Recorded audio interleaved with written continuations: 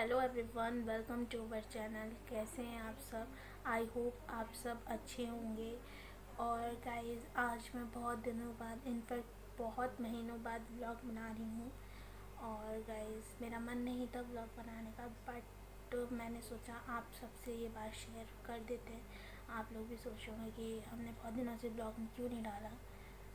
और गाइस मेरा मन नहीं था बनाने का, लेकिन फिर मैंने सोचा नहीं, अब बहुत दिन हो गए और हमें फिर से स्टार्ट कर देना चाहिए व्लॉगिंग करना।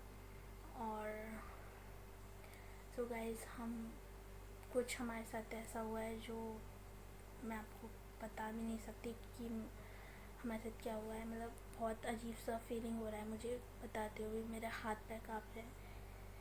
तो मुझसे बोला भी नहीं जा रहा है, शब्द भी नहीं आ रहे कि मैं कैसे आपको बताऊं। सो गाइस, आपने वीडियो देखी होगी, मैंने डाली थी शॉर्ट में मिस यू पापा करके। तो गाइस, 14 जून को, इसी 2024 14 जून को हमारे पापा हम सबको छोड़ के चले गए। और गाइस, बहुत शॉकिंग है।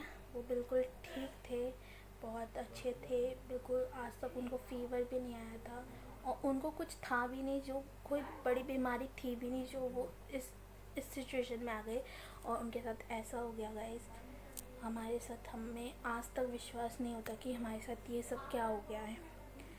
गाइस, आप यकीन मानना, हमारी दुनिया रुक सी गई है।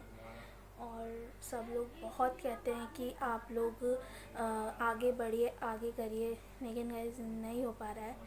मतलब हम सोच रहे हैं आगे बढ़ने, मतलब हमें हमें पता है हम आगे बढ़ेंगे भी, और लेकिन पापा के बिना कुछ भी नहीं है हम। और गाइस, आप हमें जानती हैं, हमारी छोटी सी फैमिली थी और जिसमें हम जॉइंट फैमिली थी हमारी। चाचू चाची, दादू दादी, एंजल, शिवांश, अंशिका, आकांक्षा, मैं यानी कि मैं, और दादू दादी, मम्मी पापा, हम लोग सब साथ में रहते थे।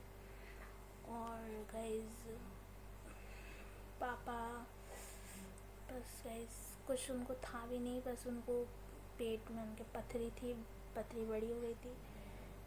जो पित्त का थैला होता है, पित्त की थैली, उसमें थी।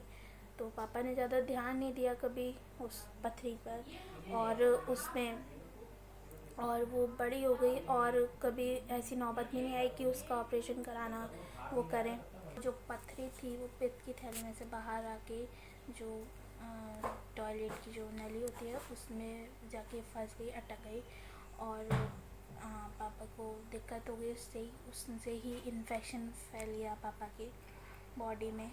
और 29-30 मई में उनकी तबीयत ख़राब हुई, उन्होंने हमें बताया नहीं कुछ भी। और फिर हम उनको हॉस्पिटल लेके गए। ये लोग भी नहीं थे, चाचा चाची, बच्चे।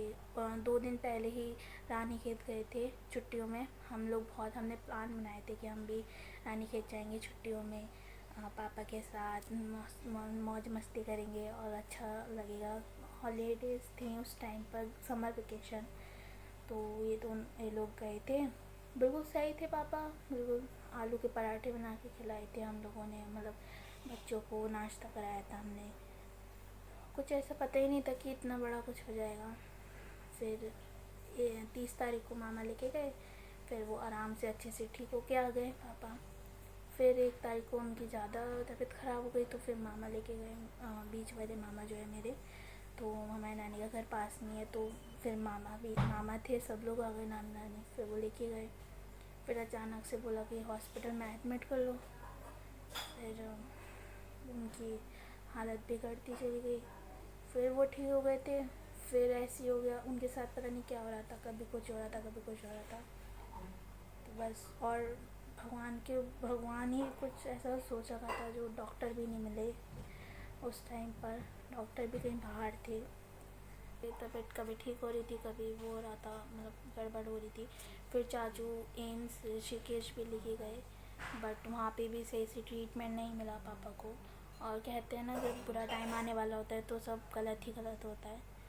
तो फिर हम पापा यहाँ पे आए, फिर वेंटिलेटर पे पापा चले गए। और फिर 14 तारीख को इतना मनहूस दिन है हमारे लिए, इतना बुरा दिन है, हमें बिल्कुल विश्वास नहीं है, वो अभी तक विश्वास नहीं हो रहा है कि हमारे साथ इतना बड़ा कुछ हो गया है।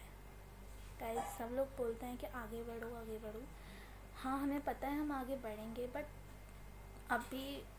अभी हम उस चीज़ को हमें रियलाइज़ ही नहीं हो रहा। मतलब हम लोग सोच भी नहीं सकते थे कि हमारे साथ ऐसा कुछ हो जाएगा। मैंने आपको व्लॉग में दिखाया भी था, दादी हमारी कितने दिन, दादी तो हमारी 1 महीना बीमार रही हैं, वेंटिलेटर पे 2 बार चली गई, बट पापा ने उनको बचा लिया। पापा ने उनकी इतनी सेवा करी, इतना वो करा, दी बिल्कुल ठीक होके आ गई, सब ठीक हो गया। बट पापा को जो कुछ था भी नहीं, उसमें पापा का ऐसा हो गया।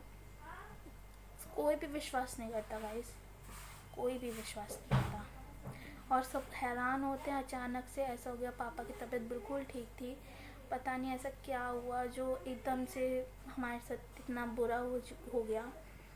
गाइस, मैं बता भी नहीं सकती हूँ।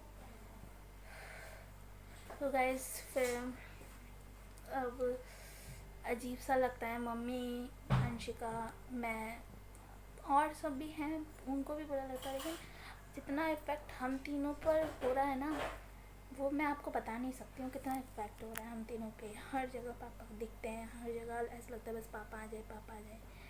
अंशिका स्कूल जाती है, मैं कहीं जाती हूँ, तो हमें लगता है कि पापा होने चाहिए।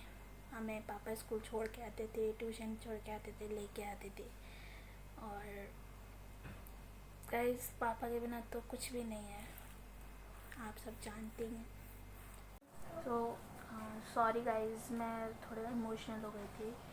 और गाइस, हमें बिल्कुल भी विश्वास नहीं आता है अभी भी कि हमारे साथ ऐसा कुछ हो गया है। आप लोग सब समझते हैं कि पापा का ना होना, माँ बाप का ना होना कितना बुरा लगता है गाइस। उस दिन हमें कोई विश्वास नहीं हो रहा था गाइस। उस दिन की बात मैं आपको नहीं बता सकती कि हम कैसा फील कर रहे थे।